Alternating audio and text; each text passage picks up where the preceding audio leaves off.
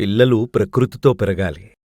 ఇంట్లో పిల్లలుంటే సినిమాకి వెళ్లడం, ఇంకేదో చేయడం బదులు ఆ ఆదివారం పూట ఎక్కడికైనా బయటికి తీసుకెళ్ళండి.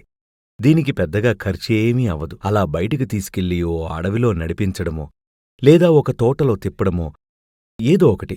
పెద్ద పర్వతం కాకపోయినా ఒక చిన్న కొండ ఎక్కడో అక్కడ ఉంటుంది కదా, ఊరికే ఆ కొండ ఎక్కించడమో ఇలాంటిదేదో చేస్తే ఆ గాలి, ఆ వాయువు వాళ్ళని తాకినప్పుడు వాళ్ళ ఎదుగుదల చాలా చక్కగా ఉంటుంది. పిల్లలు ఈ గాలితో, వాయువుతో ఎంత మమేకమవుతారో అంత శక్తివంతంగా ఎదుగుతారు. మీ పిల్లలు చక్కగా పెరిగి ఒక సంపూర్ణమైన జీవిగా జీవించాలి కదా.